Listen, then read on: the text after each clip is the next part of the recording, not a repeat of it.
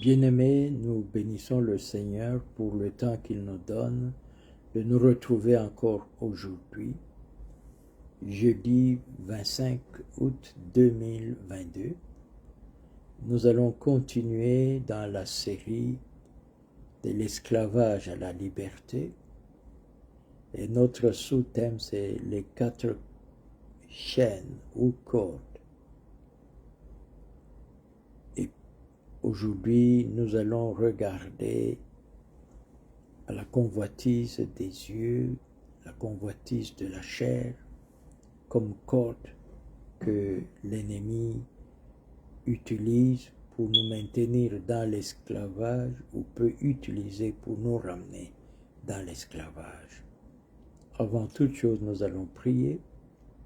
Seigneur, nous bénissons ton nom parce que tu nous donnes ce temps merveilleux de partager cette parole. Nous voulons qu'elle puisse nous renouveler, nous fortifier et nous soutenir, et que ton esprit nous dirige dans les voies que toi tu as tracées pour chacun d'entre nous, afin que notre vie soit celle que toi tu as préparée pour nous.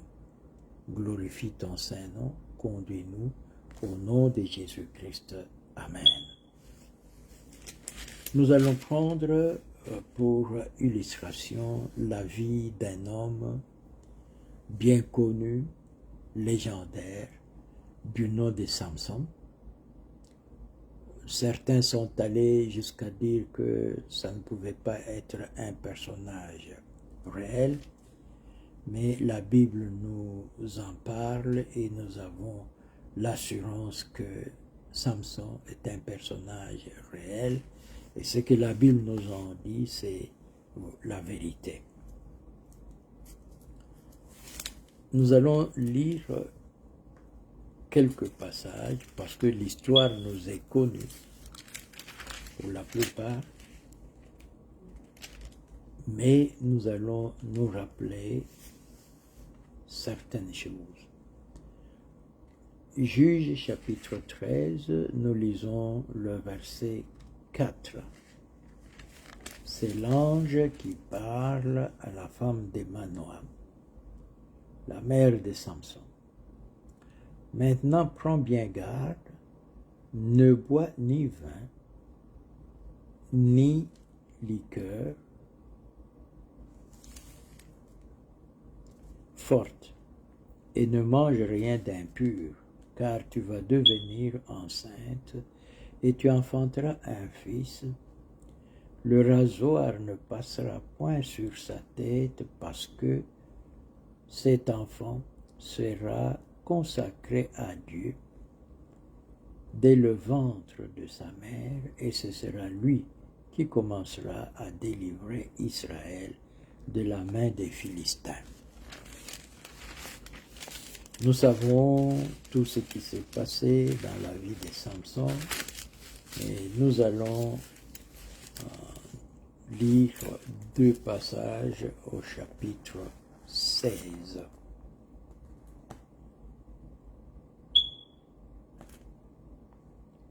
Le verset 21 dit ceci: Les Philistins le saisirent et lui crevèrent les yeux. Ils le firent descendre à Gaza et le lièrent avec des chaînes d'airain. Ils tournaient la meule dans la prison.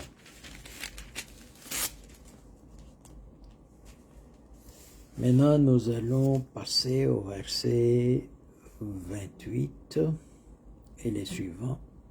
Alors Samson invoqua l'Éternel et dit: Seigneur éternel, souviens-toi de moi, je te prie, ô Dieu, donne-moi de la force seulement cette fois, et que d'un seul coup je tire vengeance des Philistins pour mes 2 yeux.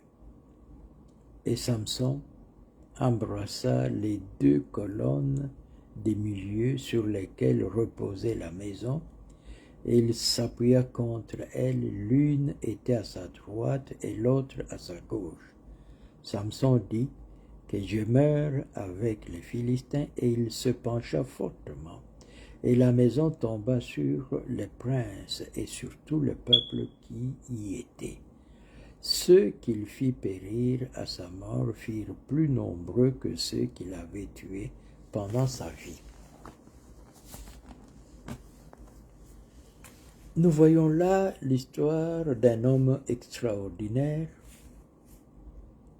Avant sa naissance, sa mère est déjà sous condition, parce que l'enfant doit être consacré avant même qu'il ne soit conçu.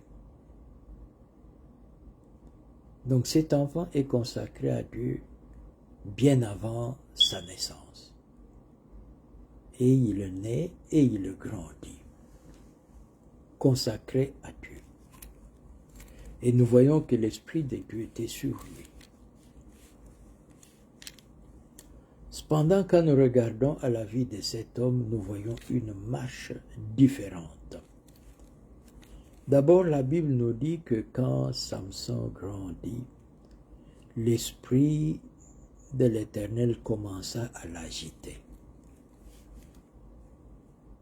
Cette expression n'est utilisée qu'une fois dans la Bible et en ce qui concerne Samson. Ailleurs, la Bible dit « Le serviteur fut conduit par l'Esprit de Dieu ». L'Esprit de Dieu le saisit et le conduisit. Mais pour Samson, on nous dit que l'Esprit commença à l'agiter.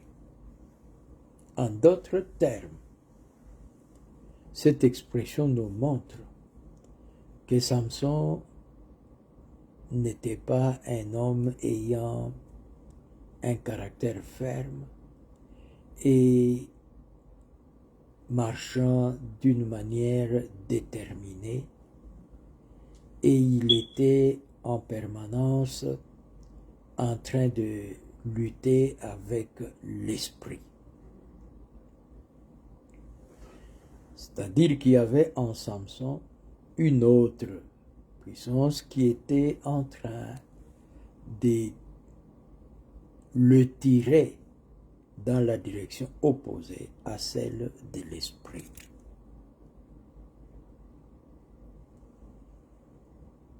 Cela nous permet de faire la lumière sur un fait très important: qu'un homme soit rempli du Saint-Esprit, nous devons savoir que le Saint-Esprit n'altère pas la personnalité de l'homme ou de la femme. Les pensées, la volonté, les émotions restent de l'homme. Le Saint-Esprit est là pour équiper l'homme avec ce qui n'est pas dans le domaine des possibilités humaines, afin qu'il puisse accomplir les tâches que Dieu lui a confiées et pour lesquelles il est appelé. Le Saint-Esprit va nous éclairer, va nous instruire, va nous révéler les choses cachées. Mais la décision nous revient, la conduite de notre vie, c'est notre responsabilité. Qu'un homme soit rempli du Saint-Esprit, si il se laisse conduire, il va mener une vie qui n'est pas agréable à Dieu, il va pécher, parce que ça c'est lui. Il va certainement offenser le Saint-Esprit, mais la décision c'est à lui.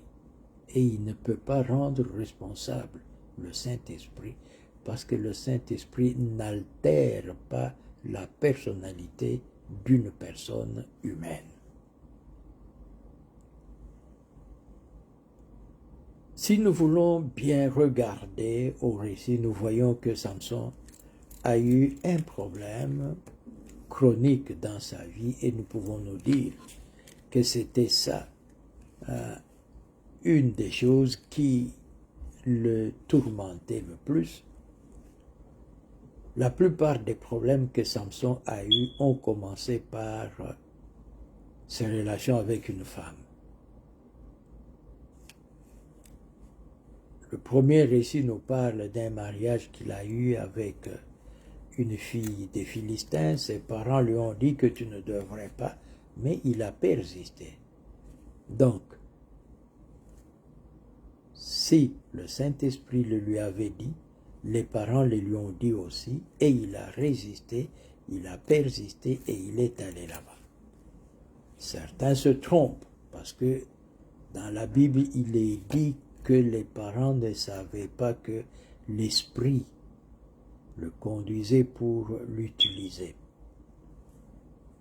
Ce que nous devons comprendre, c'est que quand Dieu veut nous utiliser, il sait ce qui est en nous et il nous met dans des conditions compte tenu de ce qui est en nous qui va lui donner l'opportunité de faire ce que lui veut faire. Personne ne peut dire que le Saint-Esprit va conduire quelqu'un à faire ce qui est contraire à la volonté de Dieu. Mais le Saint-Esprit sait que quels que soient les conseils, parce qu'avant que les parents ne parlent, lui t'a déjà parlé, il sait dans quelle direction tu es en train d'aller et il va te mener dans cette direction, te laisser aller dans cette direction parce qu'il va utiliser tes faiblesses et nous allons le voir vers la fin pour accomplir ce que lui doit accomplir. Et cela a continué avec les femmes. Nous voyons qu'après que cette femme ait été prise et donnée à quelqu'un d'autre, Samson ira et rencontrera une autre femme du nom de Delilah. Et là commencera une situation étrange. Nous voyons que Delilah avait une préoccupation, c'était de connaître d'où venait la force extraordinaire de Samson. Et ne cessait d'insister pour que Samson lui révèle le secret. Et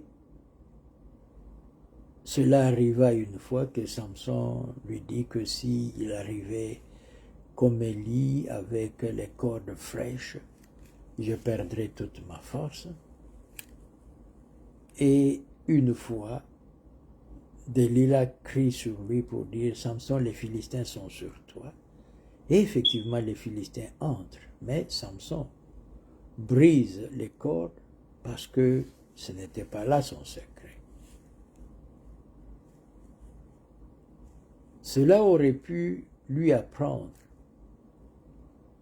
quel genre de personne était Delilah et quelles étaient les intentions de Delilah.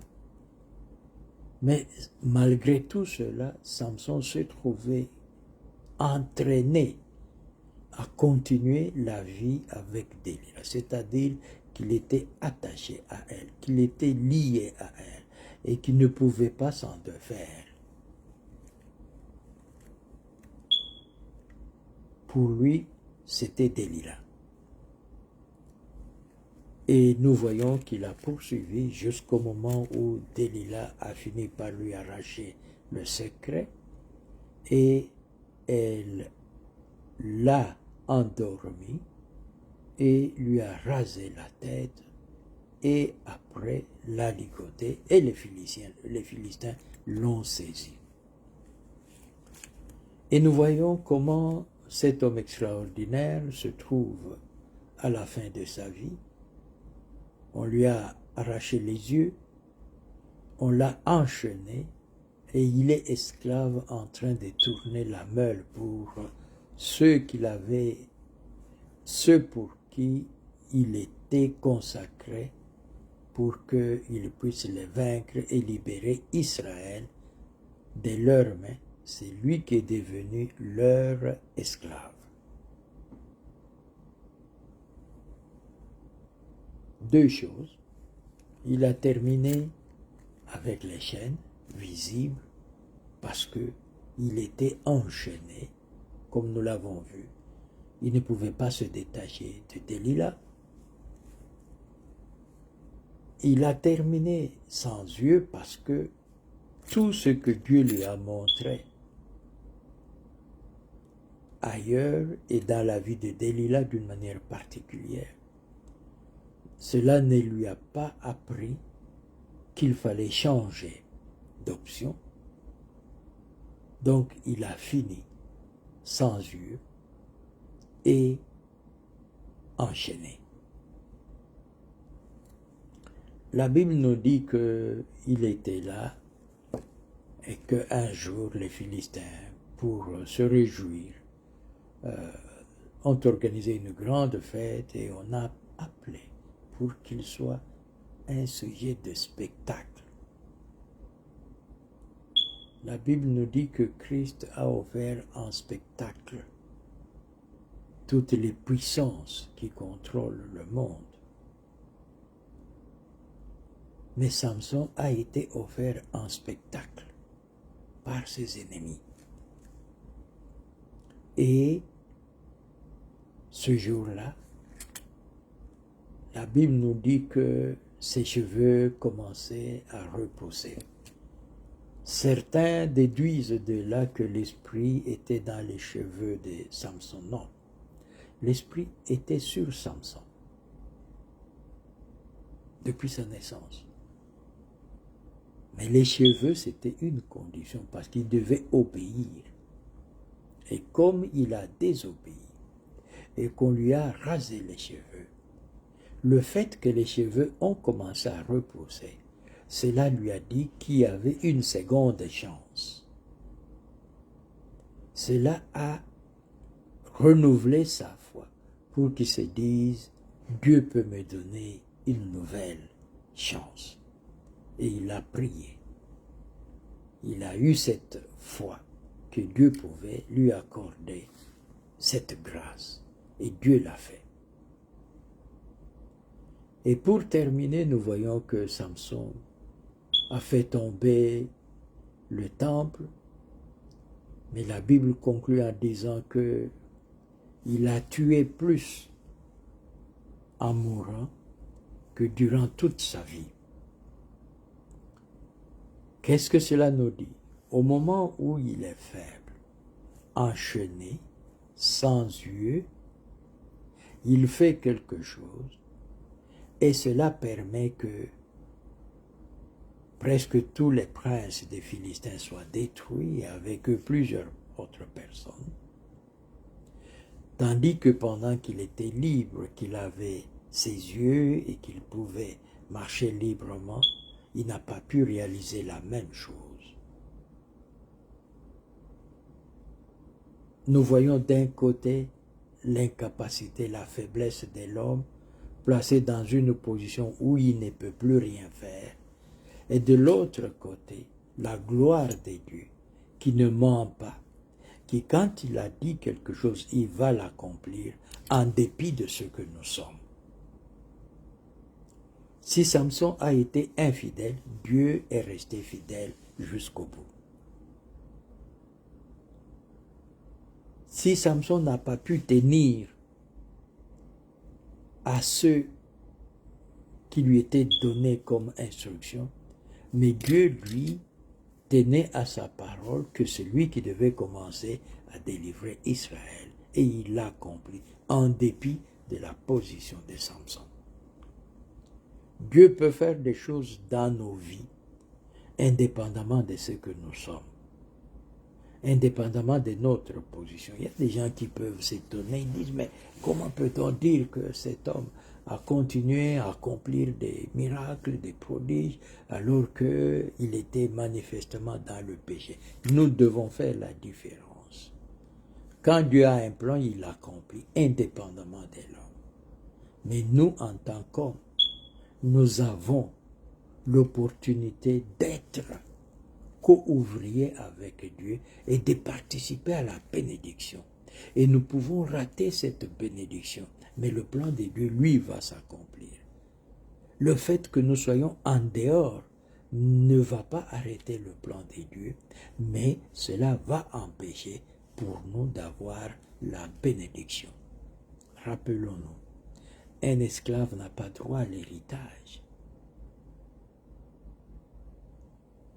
Un esclave ne décide pas de ce qu'il doit faire. Ici, Samson n'a pas décidé d'aller combattre les Philistins, mais il s'est trouvé dans la position où il ne pouvait que faire cela. Et il l'a fait. Dieu a accompli son œuvre, mais lui en est sorti sans héritage parce qu'il n'a rien accompli. Que Dieu nous aide pour que nous puissions comprendre que Dieu nous fait grâce par son esprit pour nous rendre capables de beaucoup de choses, mais notre responsabilité reste entière. Et que si nous nous rendons compte que nous avons des faiblesses, nous avons des domaines dans lesquels nous ne sommes pas réellement libres et que nous ne pouvons pas contrôler, c'est notre responsabilité de remettre cela entre les mains du Seigneur et lui demander de venir en aide pour nous libérer, parce qu'il a déjà tout accompli pour nous libérer. Il est venu pour libérer les captifs et il va briser ces chaînes, il va nous rendre libres, mais si nous ne le faisons pas, nous risquons de demeurer esclaves, mais le plan de Dieu va s'accomplir, mais nous allons perdre nos bénédictions. Cependant, Dieu veut que nous soyons bénis et richement bénis. Que Dieu vous bénisse. Nous allons prier. Nous bénissons ton nom, Seigneur, parce que toi, tu veux que nous puissions non seulement être partenaires, fidèles dans ton œuvre, mais que nous puissions aussi être bénéficiaires de la gloire que toi, tu manifestes en accomplissant ton œuvre à travers nos vies. Que ton nom soit béni. Souviens-toi de chacun d'entre nous, soutiens ceux qui sont affaiblis. Guéris les malades, renouvelle ceux qui sont fatigués, protège ceux qui sont menacés et pourvois aux besoins de ceux qui sont en détresse.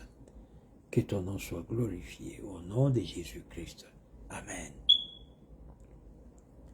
Ce message sera sur YouTube.